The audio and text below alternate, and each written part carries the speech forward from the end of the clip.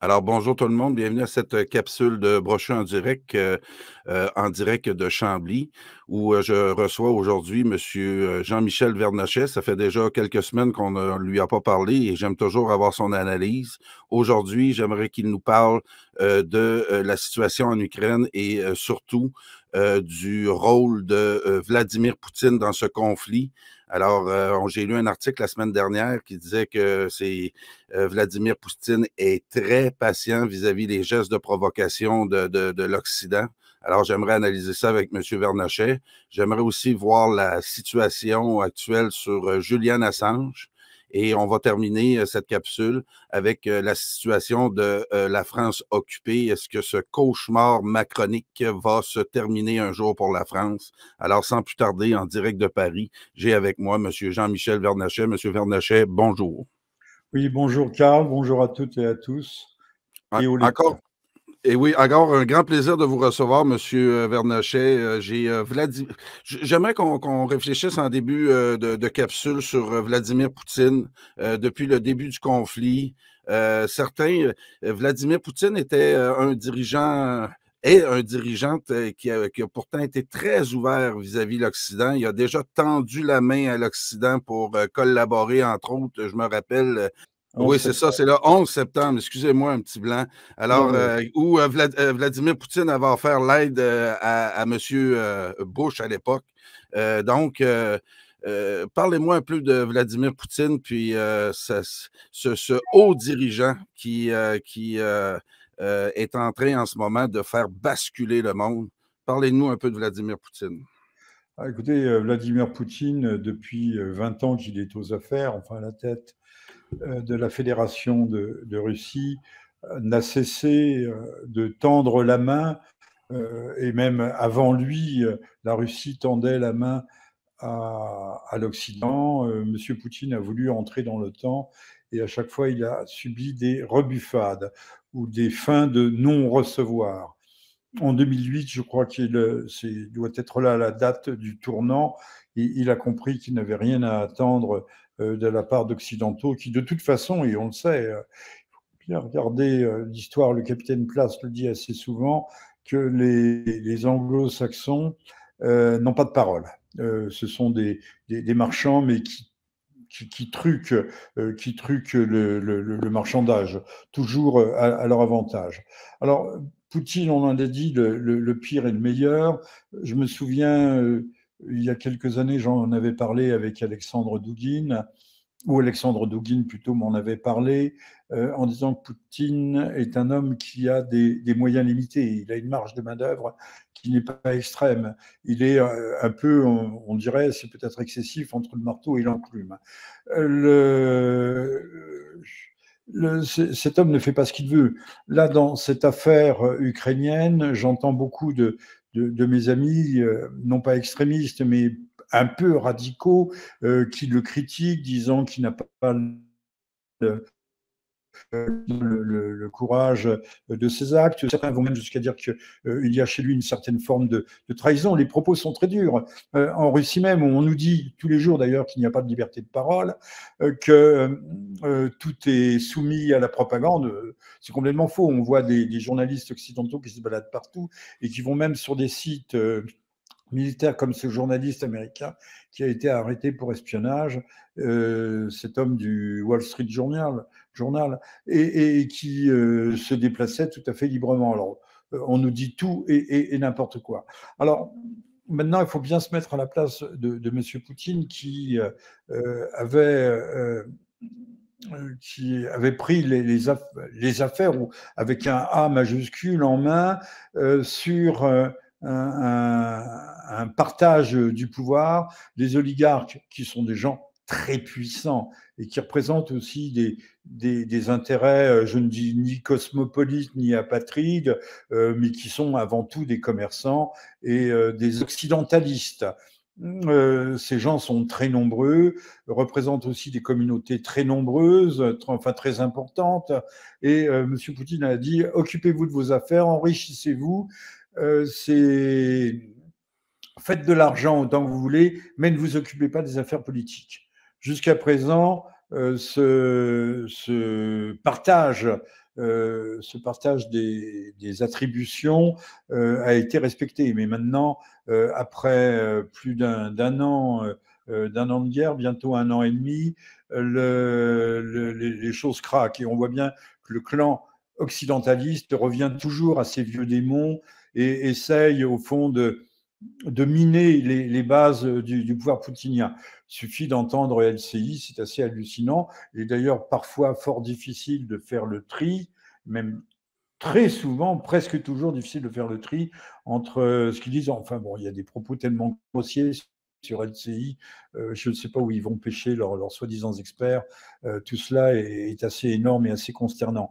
Bon, alors, M. Poutine, là aussi, il y a des lignes rouges, il y a des règles non dites qui sont implicites ou parfois explicites sur l'usage du feu nucléaire. Par exemple, il ne faut pas franchir les lignes. On voit bien que M. Biden, en refusant des avions à M. Zelensky, qui vient de faire la tournée des Grands-Ducs en Europe, il est allé en Italie, il est allé à Berlin, hier soir il était à Paris. Encore une fois, c'est ce qu'on appelait autrefois la Grands-Ducs.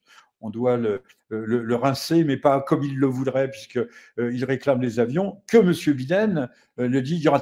Biden, devant son hélicoptère ou son avion, un journaliste lui dit alors, y aura-t-il des avions? Il répond non, non, non, non, non. C'est clair, c'est net, c'est précis. Non, il n'y aura pas d'avion. Sauf que je ne sais pas si c'est la Slovaquie, plusieurs petits pays viennent de franchir le pas. L'un, c'est 10 avions, l'autre, c'est 13 avions. Mais enfin bon, encore une fois, ce ne sont pas des machines de guerre super performantes. À peu près le même scénario des chars d'assaut, M. Vernochet.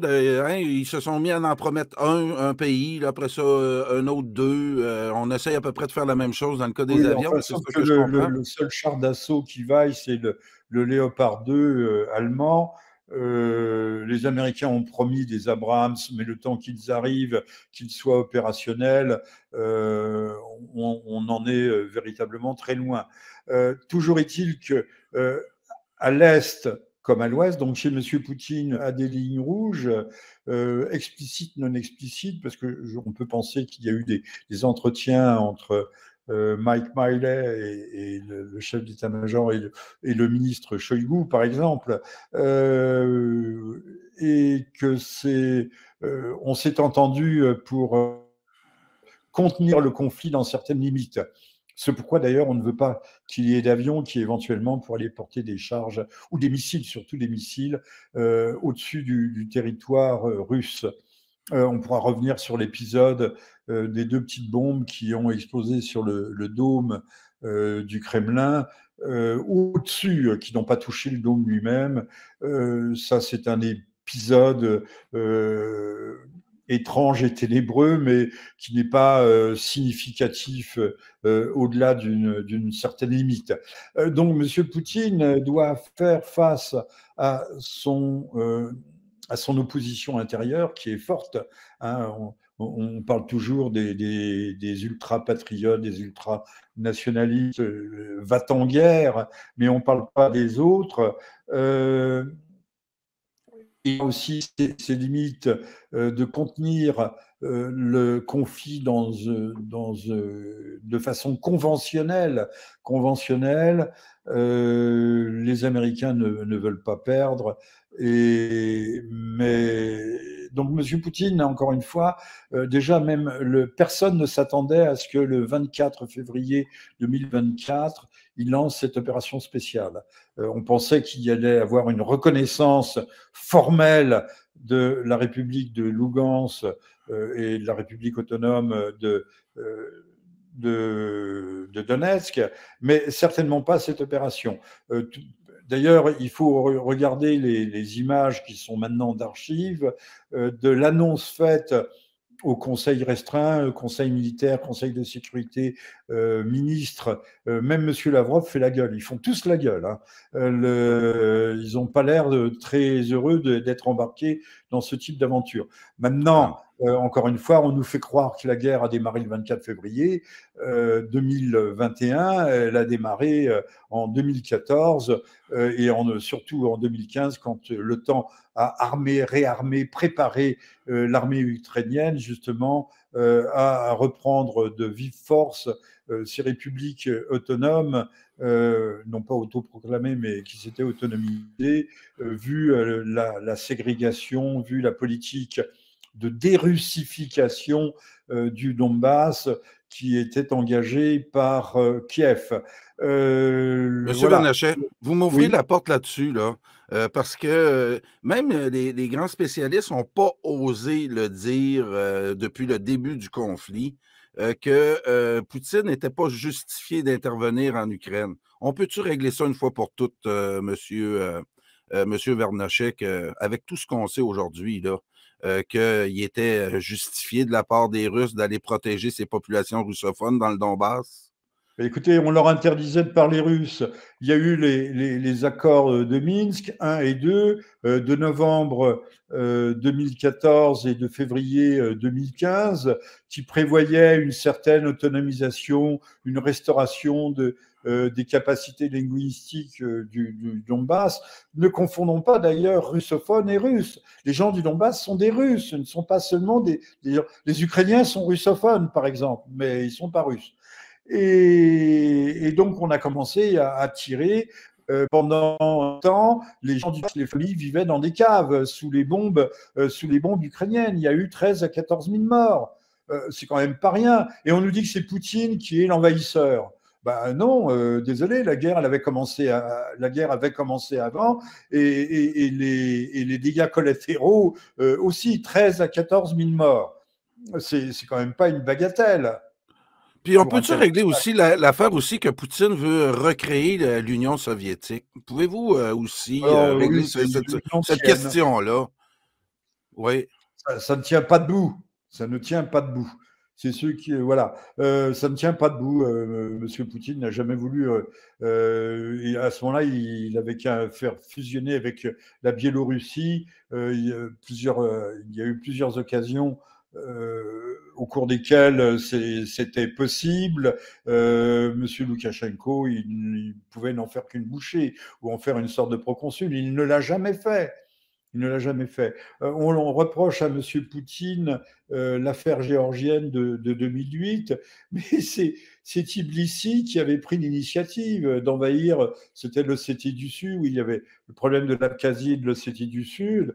C'est pas M. Poutine qui était l'agresseur. Donc tous les jours, on nous répète, mais M. Poutine est l'agresseur, vous avez votre charmant et brillant, mais enfin, charmant et brillant avec ses limites, qui s'appelle Mathieu Boccoté, qui est sur CNews, que j'aime beaucoup, mais qui lui entre dans cette rhétorique de dire oui, mais c'est lui l'agresseur, c'est lui l'agresseur. Bah non.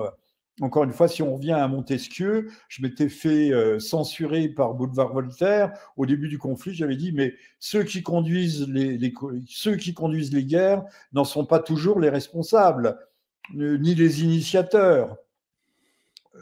En fait, nous avons une opposition en France, mais une opposition très, très modérée, très sage, et qui n'aime pas trop la vérité, surtout les vérités qui fâchent.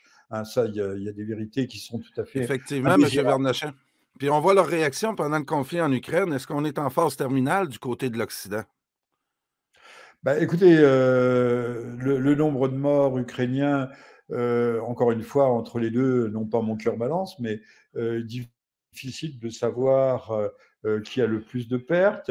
Les Russes ont eux aussi besoin de munitions. L'Inde n'en fournit pas, la Chine apparemment n'en fournit pas, à moins que ces munitions ne transitent via la Corée du Nord. Enfin, tout ça est assez obscur. Le fait d'ailleurs qu'on ait relâché Mr. Boot, qui était emprisonné, vous savez, le grand trafiquant d'armes qu'on a échangé contre une grande lesbienne Basketballeuse, oui. une grande lesbienne noire, charmante, une basketteuse. Elle n'était pas cocaïnomane, mais elle était ni opiomane, mais enfin bon, elle était quand même intoxiquée. Et on l'a relâchée contre Victor Bout, qui avait des réseaux mondiaux. Peut-être les a-t-il réactivés et il est rentré peut-être dans le circuit pour les fournitures de munitions et d'armes, mais surtout de munitions. Je pense que la Russie est dans une économie de guerre, que ses usines tournent à plein rendement, 24 heures sur 24, en 3-8, et que de ce point de vue, ils ont le centralisme ou la centralisation héritée de l'Union soviétique doit être assez utile pour diriger ce type d'économie. En Occident, on attend qu'il y ait des commandes. Donc, pour qu'il y ait des commandes, il faut qu'il y ait des gens qui payent. Et tant qu'il n'y a pas de gens qui payent, on ne produit pas. Et nous, on va toujours pour nos obus de 155. C'est extraordinaire, qui sont des machines de guerre du 3e millénaire.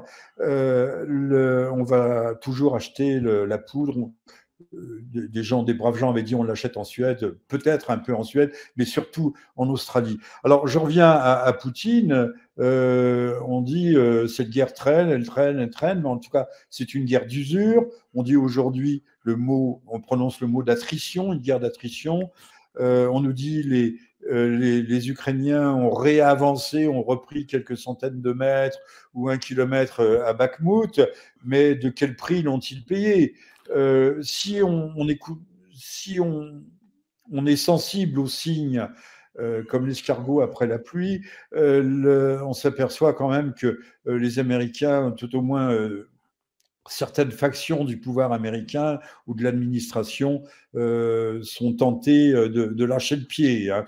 On donne des rallonges d'argent, mais je crois que de moins en moins de gens en Occident, que ce soit en Europe, en Angleterre, puisque l'Angleterre ne fait plus partie de l'Union européenne, et outre-Atlantique commence à faire montre d'un réel scepticisme sur les chances de victoire de l'Ukraine. Monsieur Maintenant, Bernach, oui. Puis, maintenant, je oui. termine là-dessus. L'usure fonctionne dans les deux sens et il pense que la Russie finira par s'épuiser. C'est un bras de fer. Au sens propre du terme, le premier qui faiblit lâche. Celui qui lâche, celui qui lâche a perdu, mais c'est pas forcément décidable jusqu'à la dernière seconde. L'Angleterre en rajoute une cette semaine. On va envoyer à l'Ukraine des missiles de longue portée. Oui, c'est Parlez-moi un l'Angleterre. peu de l'attitude de l'Angleterre, puis on va en profiter aussi pour parler du nouveau roi, qui est notre chef d'État ici au Canada. C'est mon chef C'est d'État, vrai, Charles III. c'est Donc, vrai. j'aimerais que vous me donniez un petit commentaire aussi de Charles III, mais aussi de l'attitude du Royaume-Uni dans ce conflit-là ukrainien. Plusieurs disent que le Royaume-Uni est maintenant un pays du tiers-monde et que là, on est eux autres, c'est vrai qu'ils sont en fin de vie et Oui, commettent oui. des actes en ce moment pour provoquer une guerre totale. Hein? Et parlez-moi un Oui, peu d'eux mais autres parce alors, que. Oui. Karl, vous avez raison, quand on voit que le nouveau roi d'Écosse euh, a fait sa prestation de serment au Ourdou, il a présenté sa petite famille, son épouse, il n'en a qu'une seule apparemment en hijab, je crois que c'est le maire de Glasgow aussi, pas le Lord Mayor, mais le maire de Londres. Lord Mayor, c'est celui de la cité. Que le Premier ministre Rishi Sunak et lui-même pakistanais sont des gens fort intelligents. D'ailleurs, la question n'est pas là. Mais enfin bon, on voit bien qu'il y a un effondrement de ce qui a été la Grande-Bretagne, dont l'empire, dont le soleil ne se couchait jamais sur son empire. Alors, je pense que le Royaume-Uni est moribond, vous avez raison de le souligner. Il est complètement pourri de l'intérieur, il est comme un arbre vermoulu, mais en même temps, son cerveau reptilien continue à fonctionner. Alors, vous m'avez invité, mais vous devriez le savoir, vous avez invité à un paranoïaque absolu, à un complotiste forcené. Je pense que le centre du pouvoir mondial n'est pas du tout ni à Washington, ni à Manhattan, mais qu'il est justement dans la Cité de Londres. C'est eux qui dirigent tout depuis toujours. Le MI6, je ne parle pas du MI5, mais du MI6, qui est une force redoutable d'intelligence machiavélienne, est aux ordres de cette fameuse cité. Et donc, le Royaume-Uni joue sa partition. Au fond, les États-Unis ne sont en quelque sorte qu'une chambre d'écho. Voilà, là, le Royaume-Uni montre son véritable visage, qu'il n'a jamais caché d'ailleurs, où il fallait être bien sot pour ne pas s'en rendre compte. Lorsque M. Talleyrand va commencer à mettre en place ce qu'on appellera plus tard l'entente cordiale, le rapprochement avec le Royaume-Uni, on oublie de dire que derrière, il y a 4 siècles d'affrontements, notamment sur les mers, pas notamment, surtout sur les mers. Enfin, il y a aussi Waterloo, hein, il y a Wellington. 4 siècles d'affrontements avec la France. Le véritable ennemi héréditaire de la France, c'est pas l'Allemagne, c'est l'Angleterre. Nos amis, réveillez-vous. Monsieur Vernachet, c'est la même chose.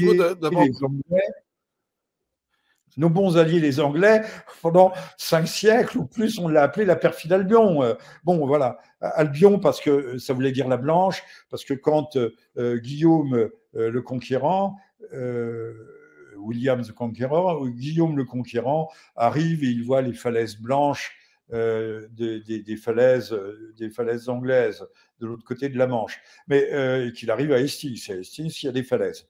Et donc, ce ne sont pas nos amis. Rappelez-vous, il y a eu différents épisodes. Il y a eu Dakar, mais il y avait eu le Mersel Kébir. Il y a eu aussi à plusieurs occasions et au Levant, les Anglais, pendant la Seconde Guerre mondiale, ne se sont pas gênés pour tirer sur notre flotte désarmée, pour tuer nos soldats par milliers. Revenez à l'épisode de Mersel Kébir, à celle de Dakar et ce qui s'est passé au Levant, où les Anglais ont détruit les troupes françaises parce qu'elles appartenaient au gouvernement, où elles étaient toujours sous les ordres de Vichy. Mais enfin bon, les Français ne méritaient pas le sort que leur a réservé, le mauvais sort que leur a réservé Londres et l'Amirauté. Et on sait qui dirigeait l'Amirauté. Il faudra un jour réécrire l'histoire, pas pour l'inverser, pas pour être de mauvaise foi, mais pour simplement remettre les choses à plat. Arrêtons de nous raconter des histoires et de croire que nos pires ennemis sont nos amis. Bon. Nous, ici, M. Vernachet, le parallèle est évident ici au Québec. Nous aussi, on s'est mis à aimer nos ennemis. Puis dans le dossier du conflit entre la Russie et l'Ukraine, où ici, nos russophobes se laissent aller allègrement sur des clichés qui datent de la guerre froide. Excusez, j'ai eu un petit blanc. Ici aussi au Québec, je disais à ces gens-là, pourquoi vous détestez les Russes? Ceux qui ont tiré sur la foule contre la conscription en 1918 à Québec, c'est l'armée anglaise, c'est l'armée qui venait de Toronto. Ici, on était capable d'identifier les guerres qui concernaient l'Empire versus les intérêts de notre petite colonie française ici. Et aujourd'hui, on est entièrement au Québec, nos leaders nationalistes sont entièrement alignés sur les intérêts anglosphériques. Et on le remarque aussi en Europe avec le sabotage de Nord Stream, comment les dirigeants européens ont fait les beaux et les belles pour pas essayer de trouver qui était le coupable. Donc, nous aussi, moi aussi, au Québec, je dis aux gens, on n'a rien à voir avec l'Ukraine puis la Russie. Qu'est-ce que les Russes nous ont fait, nous, ici, en Amérique? Et nos véritables ennemis, c'était les Anglais. Lord Durham, en 1839, nous écrit un rapport en disant que les Canadiens français étaient un peuple sans histoire, prêt à être assimilés, où avec l'immigration, on va pouvoir les faire disparaître. Ça, c'est les Anglais qui sont dans cette trame-là. On dit les Hein? Anglais, on dit, Karl, mais chez les Anglais, je parlais de cerveau reptilien, mais derrière le cerveau reptilien, il y a un hypothalamus. Hein, on a pensé longtemps, je crois que c'est la glande pinéale, que cette glande était le siège de l'âme. En tout cas, c'est le siège de la domination mondiale, de ce qui voudrait être la gouvernance mondiale, de ces gens, de ces hommes d'influence qui ont répandu le poison d'idéovirus messianiques. Mais il est extraordinaire la façon dont on peut mentir et tromper. C'est pourquoi, au fond, il ne faut pas être démocrate, puisque le peuple porte le meilleur, mais aussi le pire.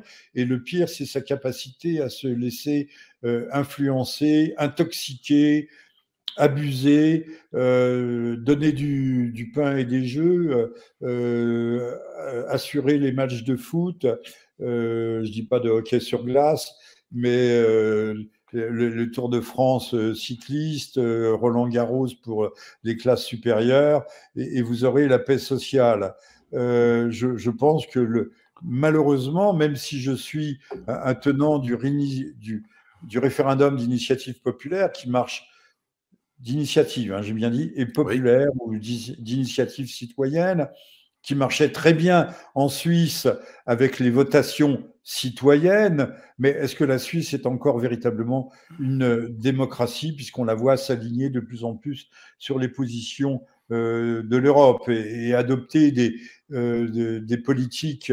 Je regardais un peu les hommes que la Suisse avait livrés à la fin de la guerre, qui ont été fusillés, arrivés en France, et qui avaient cherché refuge dans ce pays soi-disant neutre. Ça me fait penser, nous en parlerons tout à l'heure, à Julian Assange, qui risque 175 ans de prison s'il était extradé vers les États-Unis. Mais ça, c'est un autre sujet. Mais tous ces sujets sont quand même liés.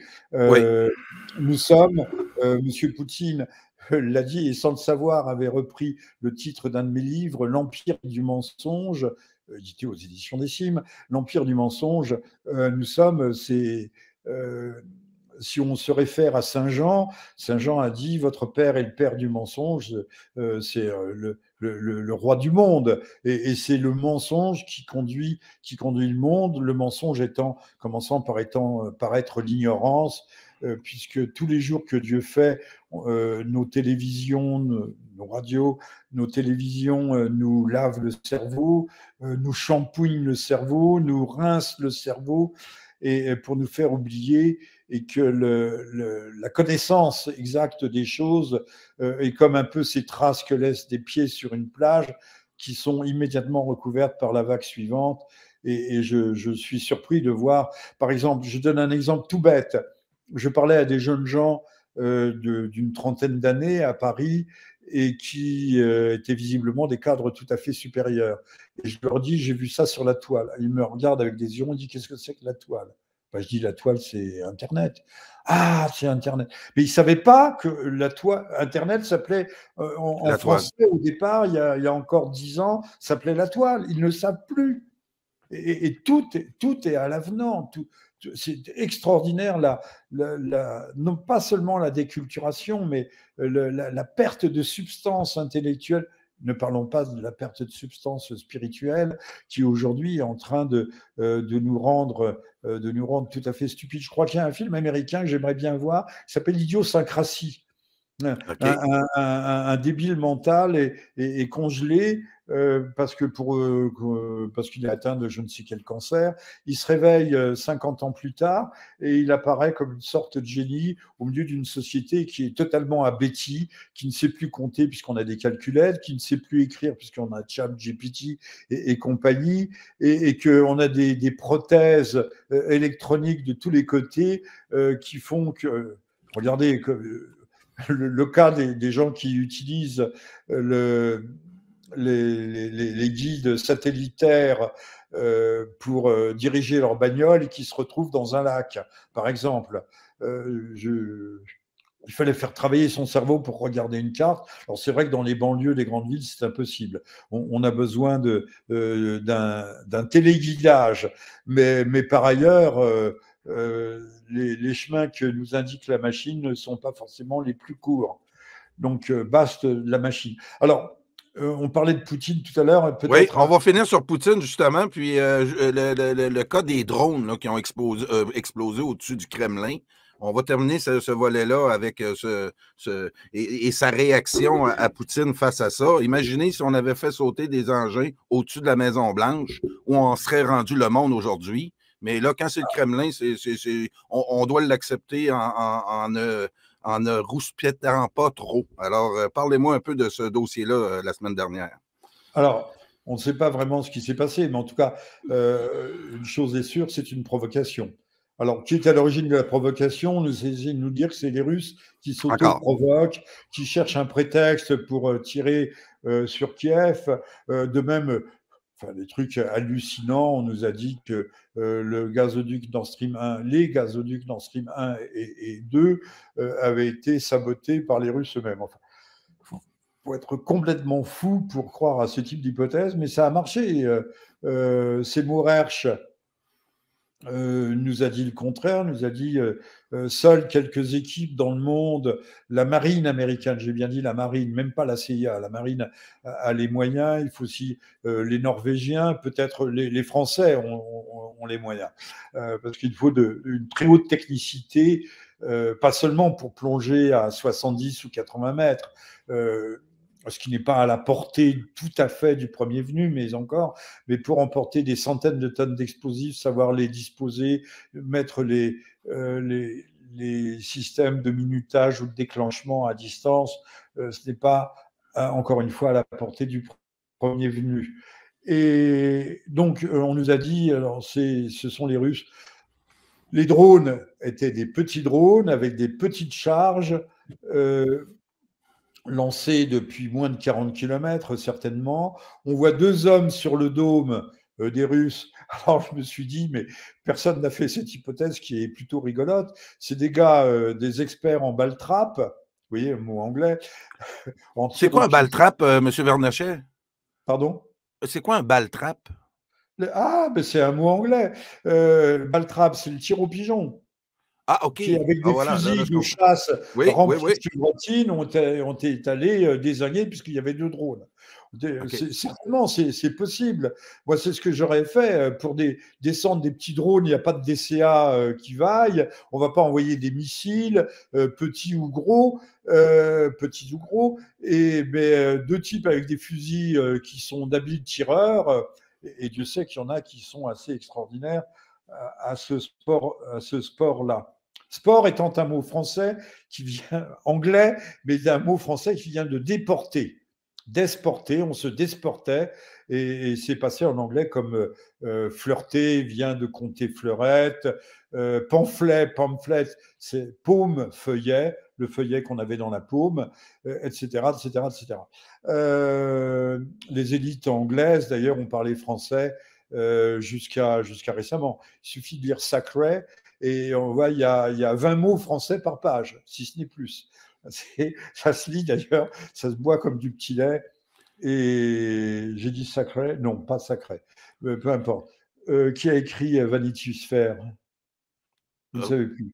non, Bon. mais M. Vernachet, chose certaine, c'est que le français a déjà été rayonnant. La France a déjà été rayonnante. Puis aujourd'hui, ben, on va Aujourd'hui, elle n'est finir. pas rayonnante, elle est rayée de la carte.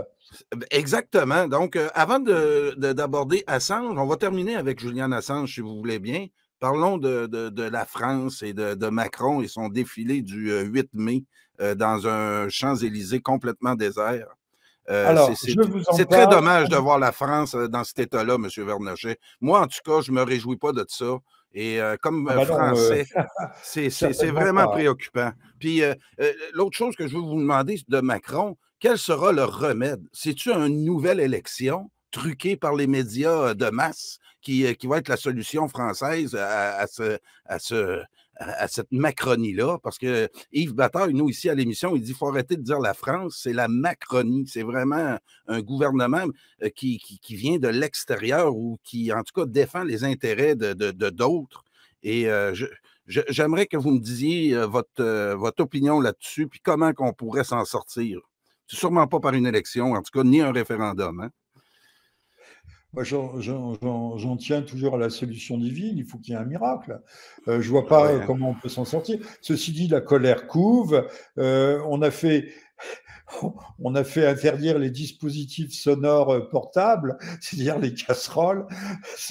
On embarque les gens, on leur pique leurs casseroles et on les embarque. Non, le malaise est profond. Alors, M. Macron a utilisé une technique assez rigolote qui est celle de LCI. LCI, tous les jours que Dieu fait, là aussi, trouve un nouveau crime de guerre, un nouveau crime contre l'humanité, un nouveau viol, un nouveau massacre, de nouvelles exactions contre les Russes. Tous les jours, tous les jours, tous les jours. Ils ont une inventivité et une imagination tout à fait féconde. Et bien, M. Macron, on l'a vu ces derniers temps, lui, tous les jours, il proposait des mesures nouvelles. Alors là, aujourd'hui, il réunit tous ceux qui voudraient investir en France. Comme les pays du tiers-monde, on va avoir un code de l'investissement extrêmement favorable. Même M. Elon Musk vient, je pense que c'est aussi par curiosité, mais il y a aussi beaucoup de petits créateurs. Au moment où on a délocalisé toute notre industrie en Chine, en Inde, au Pakistan ou au Bangladesh, on va essayer de créer des emplois. Mais c'est 100 emplois par-ci, 500 par-là. Et encore faut-il, il y a loin de la coupe aux lèvres que ça soit réalisé ou réalisable. Ce qui est désirable n'est pas toujours ne devient pas toujours effectif. Alors, on a entendu M. Macron par l'intermédiaire de Mme Borne, qui est d'ailleurs l'objet d'un scandale sexuel. Hein. Elle vivrait en trouble. C'est anecdotique, mais c'est représentatif, significatif. Elle-même serait certainement bisexuelle. Elle vient d'engager un procès contre l'éditeur d'un livre biographique. On voit bien par qui on est dirigé quand même. C'est proprement hallucinant. Alors si on cherche bien, entre les ministres qui ne sont pas poursuivis par la justice en France, et Dieu sait qu'il y en a beaucoup, une majorité d'entre eux, n'oubliez pas que notre garde des Sceaux est toujours l'objet de plusieurs procédures judiciaires, mais il est toujours actif. Bon, on ne parle pas de créer des prisons. Non, le plus facile, ce sera de les vider. Comme ça, on n'aura plus de problème pénitentiaire, on vide les prisons, et même on abolit les crimes si les crimes et délits, si on libéralise, par exemple, le commerce du cannabis, eh bien, il y aura plus personne ne sera sanctionné ou sanctionnable, et donc ça videra avec les dealers, les distributeurs, les revendeurs qui n'iront pas en prison. Ça allégera un dispositif carcéral qui déborde, qui est surabondant. On a plus de 70% de nos détenus. Oui, Karl? J'aurais peut-être une solution pour vos détenus. Il y a M. Prisogine qui pourrait peut-être les prendre chez Wagner. Ah, c'est une bonne idée. On pourrait suggérer à M. Prigogine de venir recruter chez nous. Enfin, je ne suis pas sûr que nos petits revendeurs de banlieue, ou gros revendeurs, il faut bien comprendre qui sont ces revendeurs. Ce ne sont pas des pauvres types qui vivent dans des quartiers déshérités. Ce sont des hyper néo-capitalistes qui ont compris comment fonctionnait le libéralisme économique et financier. Hein, ce ne sont pas des débiles mentaux.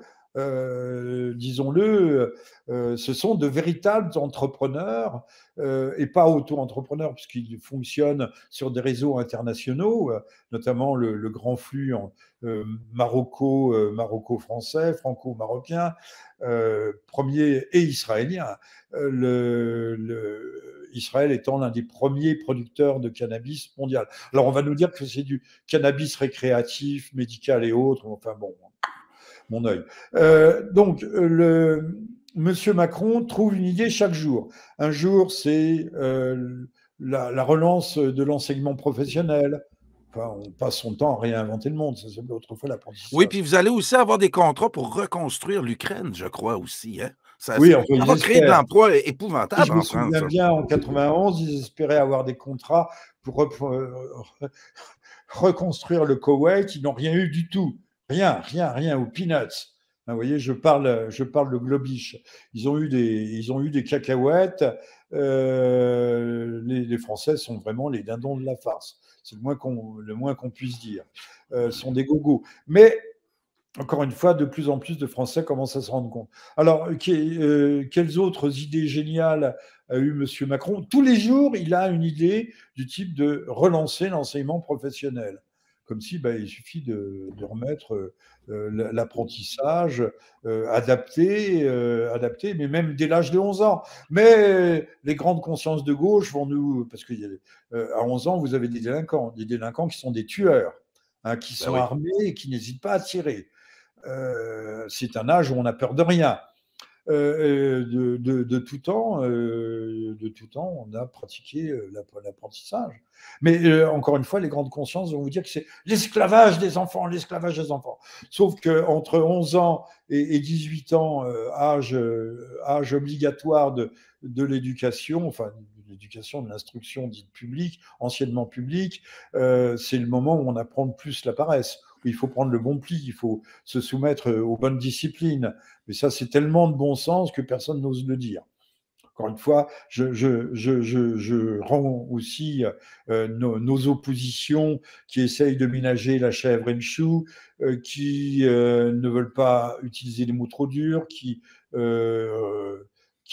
renaclent à appeler un chat, qui à force de montrer patte blanche, se discrédite complètement. Je pense à TV Liberté, je pense à Boulevard Voltaire, qui n'est pas le pire, ce ne sont pas les pires, ils font un bon petit travail, mais c'est de l'eau tiède. Or, tout le monde sait que Dieu vomit de sa bouche, vomit l'eau tiède.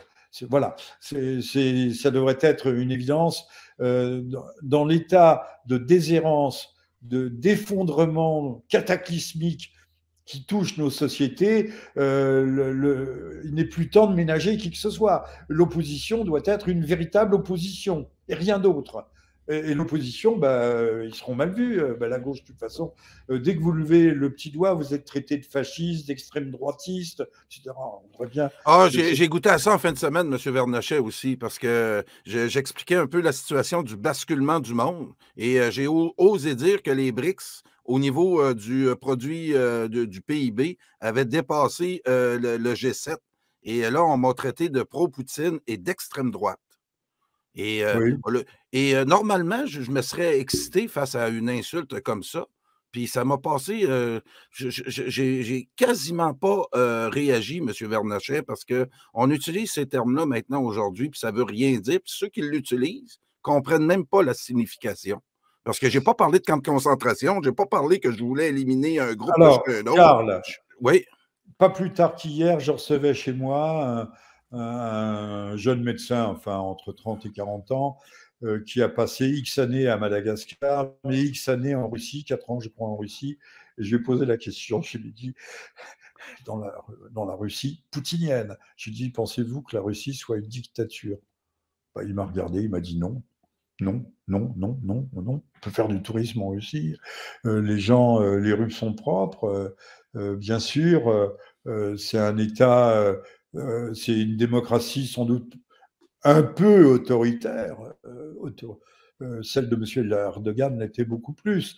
Mais on parlait de dictature à propos de M. Erdogan. Non, ce n'est pas une dictature, mais c'est un gouvernement quand même assez rigide, avec une main assez ferme. Je n'ai pas une passion pour M. Erdogan, je le dis au passage, pour que les choses soient bien claires. Mais moi-même, m'étant rendu en Russie, je n'ai pas vu les stigmates de la dictature.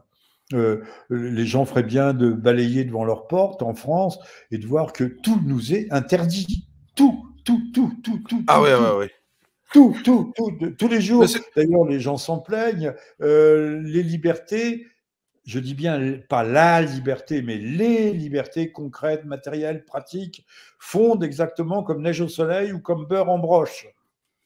C'est tous les jours.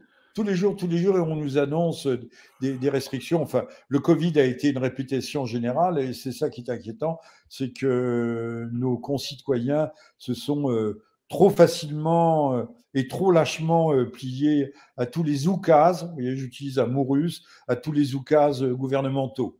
Et aujourd'hui, on fait machine arrière, puisqu'on sait que le soi-disant vaccin, qui n'en était pas un, ne protégeait pas, ne soignait pas. Alors, si on nous disait, le dernier bastion, le dernier carré des bras, c'était de nous dire il protégeait des cas sévères. Ce n'est pas vrai. Ceux qui ont été vaccinés ont fait 2, 3 Covid à la suite. Hein, et on voit que Mme Buzyn a été récompensé par l'OMS. Monsieur Salomon, qui dirigeait tout ce petit monde, est aussi parti à l'OMS. Madame Buzyn a été décorée en grande pompe de je sais pas si c'est la Grande Croix ou le commandeur de la Légion d'honneur. Monsieur Véran, lui, ben, il est toujours au gouvernement, bien protégé. C'est encore une fois, il y a aussi une culpabilité, une grande, une forte culpabilité de la part de la population. C'est pourquoi je disais qu'on ne peut pas être démocrate avec enthousiasme. Il faut, il faut consulter. Alors, il faudrait Et, consulter. Je termine là-dessus. oui, Il faudrait consulter la population sur vraiment des sujets de société. Or, j'ai vu un homme de gauche sur CNews qui nous expliquait, ben non, on ne peut pas parce que la Constitution ne permet pas les consultations sur les sujets de société. Les sujets de société, c'est l'immigration, mais en son temps, ça aurait été aussi bien l'avortement, la peine de mort, à une époque où effectivement la population était favorable au maintien de sanctions capitales, de peines capitales qui sont dissuasives, quoi qu'en disent les sociologues. écoutez, M. Vernochet, juste pour terminer ce volet-là de la discussion que j'ai eue en fin de semaine avec quelqu'un qui m'a traité d'extrême droite, qui m'a bien fait rire parce que je voyais qu'il ne maîtrisait pas du tout le terme, mais qu'il l'avait entendu un peu partout puis qu'il trouvait que ça marchait. Que quand tu n'as Car rien à dire, je vous donne le tampon, vous êtes d'extrême droite. voilà. Il a commencé la D'ailleurs, discussion vous avez avec. le cœur du Christ derrière vous avec une croix, on ne peut être que Ah, d'extrême ça, droite. ça, ça, c'est Et alors d'extrême. qu'on est catholique. Et puis je me le fais reprocher par beaucoup de Québécois progressistes. Carl, qu'est-ce que tu fais là avec ton drapeau? Tu reviens en arrière. Je pensais d'être sorti de tout ça. Parce que nous, on associe souvent, et ça vient des libéraux, ça vient de la lecture historique des anglo-saxons, que notre période noire, c'est la période où l'Église contrôlait les Canadiens français. L'ordre moral. Ah oui, ah oui, ah oui, ah oui. Mais sauf la cancel culture et l'ordre wokiste est Ah, bien plus dangereux, bien plus dur que l'ordre moral catholique. et M. Vernochet, il a sorti encore une fois les clichés. Il dit, moi, là, il m'a traité d'extrême droite. Moi, je lui ai dit, monsieur, vous ne devriez pas utiliser ces mots-là, puis insulter. Vous ne devriez pas faire ça quand on parle. Puis là, il est venu tout de suite, encore une fois dans le cliché, il dit, moi, je suis de gauche et je suis pour qu'on aide les démunis dans le monde. Donc, j'ai dit, ben moi aussi, je suis pour ça. Je suis pour aider mon prochain. Donc, Ben oui. ils sont remplis de clichés et l'extrême droite, ça ne veut plus rien dire. Et il a commencé, ah oui, puis M. Vernochet, je voulais vous dire ça. Et c'est là qu'il m'a identifié comme étant dans l'extrême. C'est là que ça a dû débuter, parce que ça a pris quelques minutes avant qu'il me sorte le terme. Il a commencé son exposé en disant la pandémie qui a fait 7 millions de morts dans le monde. Et là, j'ai dit 7 millions. Êtes-vous sur 8 milliards? Vous appelez ça une pandémie? Et la grippe espagnole, à l'époque, en 1915, 1916, 1917, 18, la grippe espagnole a fait sans doute 100 millions de morts. Wow! Ah Dans oui. une population qui n'était pas à 7, 8 milliards. Voilà, c'était autre chose. Et si le vaccin a sauvé, M. Vernochet, il y a des pays africains qui n'ont pas eu de. Vous me corrigerez si j'ai tort, mais il y a plein de pays où il n'y a pas eu de vaccination obligatoire. Puis à ce que je sache, il n'y a pas eu Alors, un hécatombe. Hein? j'aurais pu vous montrer le livre. Nous avons un jeune statisticien extrêmement brillant qui a été épluché, décortiqué, les statistiques officielles. Je dis bien officielles, uniquement sur la base de données tout à fait officielles, que ce soit de l'OMS ou des services de santé américains, français, anglais. On est arrivé à la conclusion qu'à la suite de la vaccination, il y a eu une surmortalité inexplicable en 2021-2022 et que cette surmortalité ne s'explique que par le vaccin. Je ne dis pas que cette surmortalité dépasse les nombres de morts attribuables au Covid, mais aujourd'hui, on sait très bien que le Covid n'affectait réellement que les hommes ayant dépassé, enfin les hommes et les femmes ayant dépassé 85 ans et tous ceux qui étaient atteints de comorbidité, obésité, diabète, cardiopathie et compagnie. Mais ne touchez pas les autres. C'est pourquoi nos États, qui sont des États criminels, ont poussé à la vaccination des femmes enceintes, des enfants en bas âge à partir de l'âge de 3 ans, sans connaître les effets d'un vaccin qui n'en était pas un et dont les essais cliniques n'étaient pas achevés puisqu'ils ne s'achèvent qu'en 2023. Donc c'était une substance totalement nouvelle, expérimentale, et donc on peut parler d'empoisonnement collectif. Alors là, s'il y a un crime contre l'humanité, ben c'est bien celui-là, parce qu'il faudra faire le décompte. Alors on sait que les pays, pour revenir sur ce que vous disiez, que les pays les plus vaccinés sont ceux qui connaissent le taux de surmortalité les plus importants. Quant aux pays africains, ils ne sont pas fait vacciner, ils sont indemnes. Pas folle la bête, pas folle la guêpe. Nous, nos Antilles, la Guadeloupe et Martinique, ont refusé catégoriquement de se faire vacciner. Et je ne vous cache pas que ce médecin humanitaire que j'ai rencontré hier, qui a vécu 4 ans ou 5 ans en Russie, lui-même, je lui ai posé la question, avez-vous été vacciné ? Et alors, il n'a pas vraiment biaisé, mais il m'a dit, mais moi j'ai eu le Covid plusieurs fois, donc j'ai la vaccination, l'auto-vaccination spontanée. Donc, je ne s'est pas fait vacciner parce qu'il ne croyait pas à ce vaccin. Ce qui veut dire qu'il n'était pas stupide. Et combien de médecins qui vaccinaient à tour de bras, à 50 € la vaccination en France, par patient piqué, picousé, eux-mêmes n'ont pas suivi les injonctions.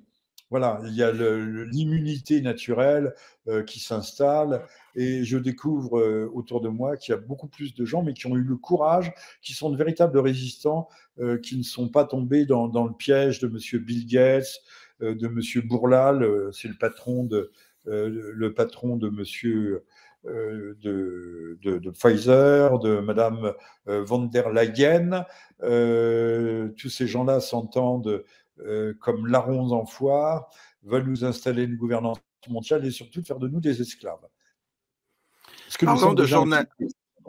Parlons de journalisme et de Julian Assange pour terminer, M. Vernachet. Il y a Michel Colomb qui a sorti une vidéo dernièrement qui veut qu'on débatte de la question ukrainienne. Et aussi, dans une de ses vidéos de la semaine dernière, il a dit que nos médias rallongeaient la guerre actuellement, c'était un des éléments qui fait qu'on est encore en guerre en Ukraine. Si on avait vraiment des médias affairés à faire connaître la vérité ou qui n'est pas contrôlée par la haute finance, entre autres la COVID, on s'en serait peut-être sorti autrement. Puis là, on voit en Ukraine en ce moment où on commente la guerre en Ukraine sans parler des morts. On couvre ça comme un peu un match de football. Et sans parler de l'essentiel et des pertes humaines, entre autres, on dévie le sujet, vous nous l'avez dit tantôt. Donc, êtes-vous d'accord avec Michel Colomb que les médias font partie du problème de la guerre en Ukraine? C'est visible dès le départ. J'ai signalé Boulevard Voltaire qui m'avait censuré un article, mais sont les gens qui se plaignent le plus de censure qui eux-mêmes font la censure la plus sournoise. Je ne reviendrai pas dans le détail, mais on sait que j'ai vu un commentaire disant mais vous vous mettez à parler avec un peu de réalisme de la question ukrainienne au bout d'1 an.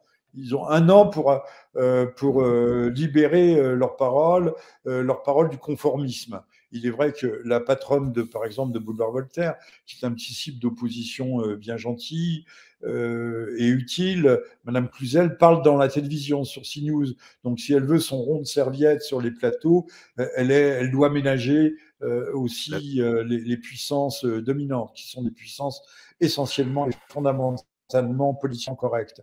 Alors, j'ai entendu un officiel, mais ça se dit ici et là. Vous savez, si vous regardez la surface d'un marécage, vous voyez de temps en temps une bulle qui crève la surface sans faire de bruit, parce que si ce n'est pas vraiment de l'eau, mais il faut bien regarder au bon endroit, au bon moment. Eh bien, de plus en plus de gens disent, mais il n'y aurait pas de guerre si on ne fournissait plus d'armes. Mais dès le départ, la guerre, j'ai entendu dire par je ne sais quel officiel américain, allemand ou anglais, la guerre n'aurait pas duré 3 semaines si on n'avait pas fourni d'armes tout de suite. Je l'ai dit dès le premier jour. Quand on a un incendie, on envoie de l'eau dessus, on n'envoie pas de l'essence ou je ne sais quelle matière inflammable. Or, c'est ce que nous avons fait, c'est ce que nous n'avons cessé de faire, c'est ce que nous continuons à faire. Nous portons sur les bras, sur les mains, le sang de toute cette jeunesse ukrainienne et russe qui aura été sacrifiée à des politiques dérisoires, débiles, puisqu'à l'arrivée, il y aura, je ne sais pas s'il n'y aura pas de vainqueur, mais en tout cas, le camp occidental risque non seulement d'être défait, au moins partiellement, et d'avoir perdu beaucoup dans cette affaire. Donc, arrêtons. Et la presse a surenchéri, la presse comme un seul homme, mais la presse est aussi un relais majeur de pouvoir. Comme pour le Covid, le parallèle est fait. Le matraquage, d'ailleurs, quand même, de plus en plus de gens ne regardent pas les grands médias. Les jeunes gens s'informent par Internet, mais les jeunes gens ne s'intéressent pas forcément véritablement à la question ukrainienne. Quelques milliers regardent les vidéos que je peux faire avec vous, Karl, ou avec d'autres, mais ça reste extraordinairement minoritaire. Marginal, oui. Très, très marginal, fondamentalement marginal. Alors, Assange, il y a une nouveauté, c'est que Silva da Lula, Da Silva Lula, enfin, le président brésilien, homme de gauche, pour lequel non plus je n'avais vraiment pas une passion, mais se démarque de tous les autres en ayant réclamé la libération d'Assange, ce que ne fait pas l'opposition en France. Là, ça me surprend fondamentalement. On demande la libération de Vincent Renoir, et à juste titre, c'est un délinquant de la pensée. Mais écoutez, peut-être que Vincent Renoir est un idiot, peut-être que c'est un fou, mais on n'emprisonne ni les idiots ni les fous encore jusqu'à présent, alors qu'il est poursuivi. La police anglaise a envoyé en Écosse un véritable commando pour l'arrêter dans le petit village de pêcheurs où il s'était retranché. Avant, il vivait à Londres pour des délits contre la mémoire dominante, et ce qui n'existe pas, un délit d'ailleurs dans le droit anglais. C'est pourquoi il vivait à Londres en donnant des cours de mathématiques ou je ne sais quoi, en tout cas pas des cours de latin. Et donc on l'a arrêté en novembre et il est toujours incarcéré. Alors, on a des nouvelles de lui. Il n'est pas maltraité, la nourriture n'est pas mauvaise. Il ne comprend pas très bien l'écossais, parce que c'est un drôle d'anglais, l'écossais. Il y a un accent à couper au couteau. Donc, il est pas mal, il continue à travailler. Enfin, tout le monde est aimable avec lui. Mais il attend un procès en extradition pour le renvoyer vers la France, où là, il a déjà fait 1 an de prison, il faut le savoir. Toujours pour les mêmes délits. C'est un homme un ancien ingénieur qui décortique l'histoire et qui montre les contradictions. Et Dieu sait qu'il y en a, et Dieu sait que l'histoire est écrite, mais surtout réécrite en permanence. Faudrait réécrire l'histoire du 11 septembre. Il faudrait peut-être réécrire aussi l'histoire de la conquête sur la Lune. Il y a tellement d'histoires qu'il faudrait, avec lesquelles on nous bassine, on crée des mythes en permanence pour mieux nous pour mieux nous diriger, un peu comme on dirigeait les bœufs par le nez avec un anneau. Non, ce sont les taureaux qu'on dirigeait par le nez. L'Irak, on nous a fait attaquer aussi Kadhafi, l'Irak. On aurait voulu nous engager dans une guerre terrible contre l'Iran, au prétexte que l'Iran était au bord d'avoir l'arme nucléaire. Et alors, le Japon est au bord d'avoir l'arme nucléaire aussi.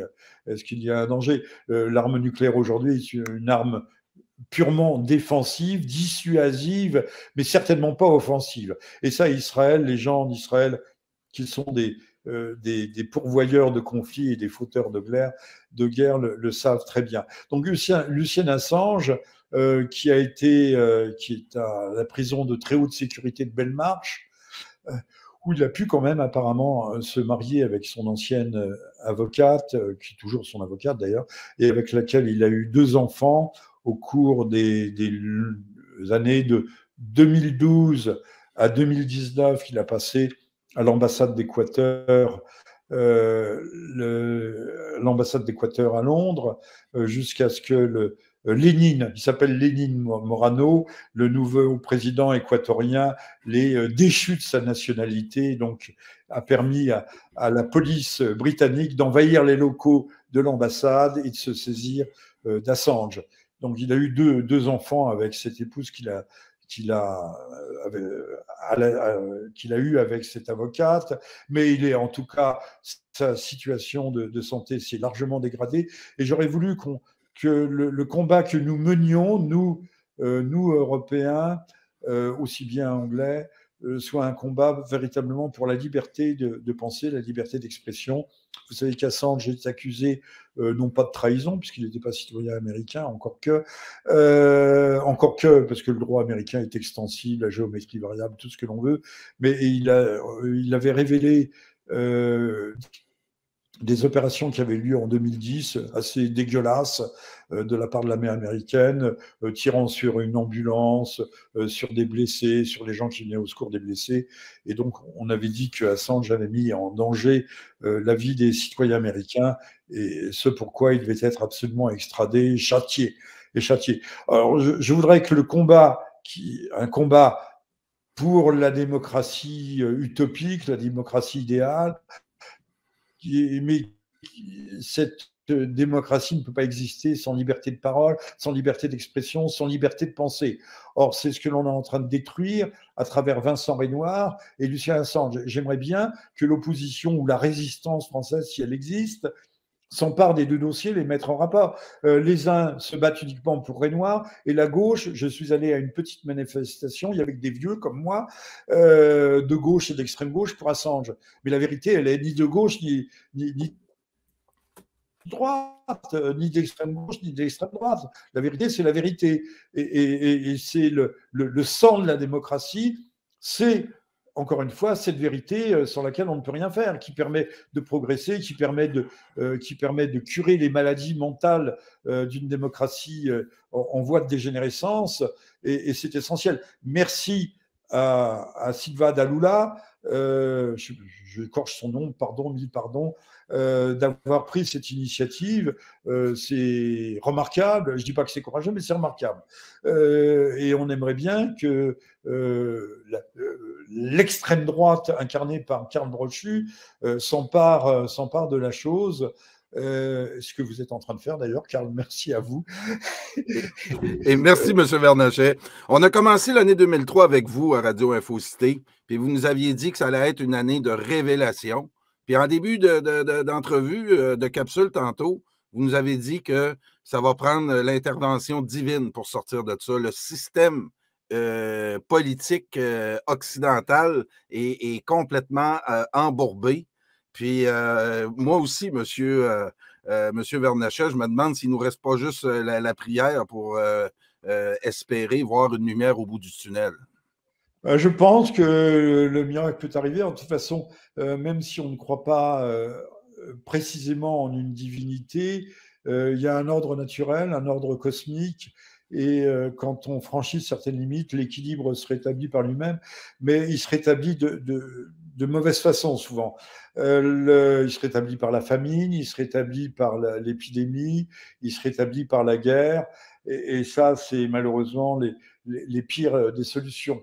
Alors que l'homme pourrait euh, intervenir, intervenir. À nous de restaurer nos libertés. Vous parliez de révélation. Je rappelle que l'origine, l'étymologie du mot apocalypse, c'est celui de la révélation, le dévoilement de la vérité.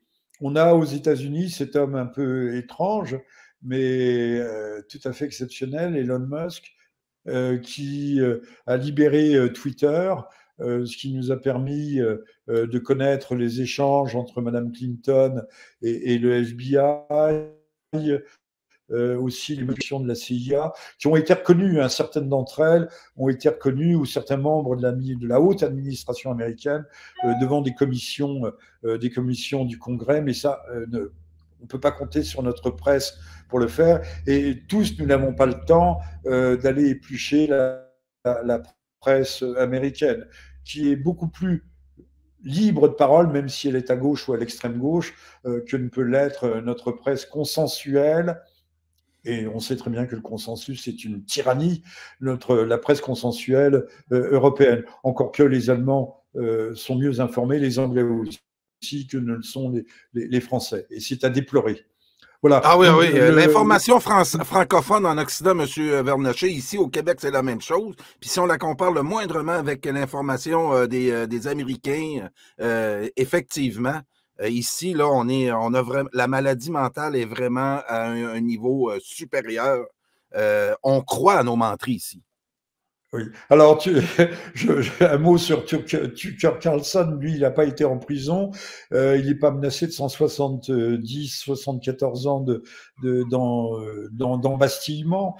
Mais il a été chassé, vous le savez, de Fox Fox News. News, parce que Fox News avait égratigné, sans avoir les éléments, près de 700 millions de dollars quand même, avait égratigné les machines à voter Dominion. Enfin, s'il n'y a pas que les machines à voter Dominion, et puis aller chercher la fraude, c'est vrai qu'elle n'a pas été prouvée.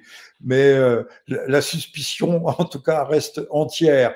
Et il vient d'être récupéré, il va avoir son propre espace vidéo maniaque grâce à Twitter et à Elon Musk. Donc, Exactement, oui. Tucker Carlson et Elon Musk, j'ai toujours pensé aussi que la révolution, en dehors des miracles, viendrait peut-être des États-Unis, où il subsiste encore quelques libertés. On ne peut pas faire n'importe quoi avec les Américains parce qu'ils sont armés. Je parle du centre des États-Unis, la terre d'élection des milices. L'armement américain n'était pas pour se défendre ni des bandits ni des Indiens, mais pour être en mesure d'opposer un contre-pouvoir aux excès et aux abus de l'État. Donc l'Amérique, puisque moi je pense qu'il n'y a pas d'homme libre qui ne soit pas un homme armé. Hein.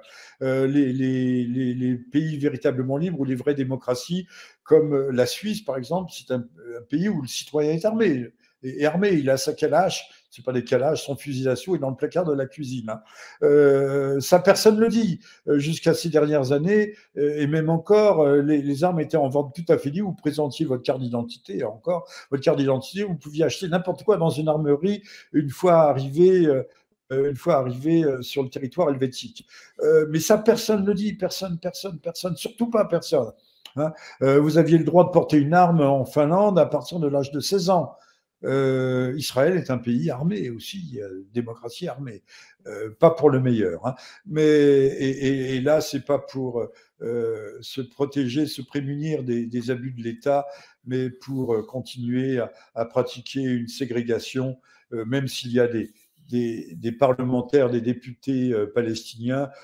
C'est une drôle de démocratie qui n'a pas de constitution, je parle d'Israël, qui a une loi fondamentale, certes, comme l'Allemagne d'ailleurs, qui est un pays toujours occupé. Faut le dire. Ramstein, c'est là où sont des grands débats de l'OTAN. C'est une grande base américaine. Les Américains occupent toujours l'Allemagne, qui n'a pas de constitution. Et donc Israël Israël est un pays où il n'y a pas de code civil, puisque c'est un code religieux. Donc on peut parler, de même qu'il y a des monarchies parlementaires, eh bien, Israël est une théocratie parlementaire, de même l'Iran, théocratie parlementaire. Et d'une certaine façon, du temps de Bush, on faisait la prière au moment de se réunir avec ses conseillers, était aussi une forme de théocratie parlementaire. Ben oui. D'ailleurs, on jure sur la Bible, et si vous regardez le dollar, c'est sans ambiguïté. In trust we God. Donc des théocraties parlementaires. Mais tout ça pour dire, on met ça tout dans le pot commun, le grand pot de la démocratie, tout ça mériterait d'être clarifié, des éclaircissements. Donc on peut espérer que l'Amérique, qui n'est pas au bord de la guerre civile, mais qui est aussi au bord de l'éclatement. Le Ah Texas oui, oui. voudrait bien franchir, on le sait, mais une dizaine d'autres États. On voit bien qu'il n'y a pas là aussi de tyrannie consensuelle dès lors qu'il y a eu l'amendement sur l'avortement rendant la liberté, non pas pour abolir l'avortement, comme nous a dit la putasserie médiatique en France, mais pour rendre la liberté à chaque État de légiférer sur les modalités de l'avortement, Ah oui, ce ah qui oui, n'est ah pas oui. du tout la même chose. Eh bien, l'Amérique est quand même euh, un bouillon de culture. Il y a une Amérique profonde qui ne veut pas s'embarquer ni en Ukraine, ni ailleurs, et qui voudrait peut-être un retour à des valeurs plus sûres et à un ordre, sans parler d'ordre moral, mais qui soit un ordre social, politique, plus constant et plus solide. Voilà, voilà. Et c'est pas à gauche ni à droite, c'est dans le gros bon sens. Alors, M. Vernachet, merci encore une fois pour votre passage à Radio Infocité. Puis, on se reparle dans quelques semaines. Ou le plus vite possible, parce Ou que le plus vite possible, effectivement, au l'actualité besoin. va, Vous le savez, vous avez toujours accès. l'actualité va tellement vite, elle est torrentielle. Merci à vous, Karl, merci à toutes et à tous, et surtout, Karl, n'oubliez pas de me faire parvenir le lien. Il n'y a pas de problème. Si vous Merci voulez. beaucoup. Merci beaucoup, M. Vernachet. C'est toujours un plaisir de vous entendre. Merci d'éclairer les Québécois, les Canadiens français à l'actualité internationale. C'est des choses qu'on n'entend pas de ce côté-ci de l'Atlantique. Puis c'est toujours un plaisir de vous entendre. Merci. Voilà, à très bientôt. Si un grain de sable pouvait paralyser la machine, ce serait formidable. À bientôt. Merci. Alors, c'était Jean-Michel Vernachet en direct de Paris qui est venu nous analyser avec nous l'actualité. Alors, merci beaucoup tout le monde et à une prochaine capsule.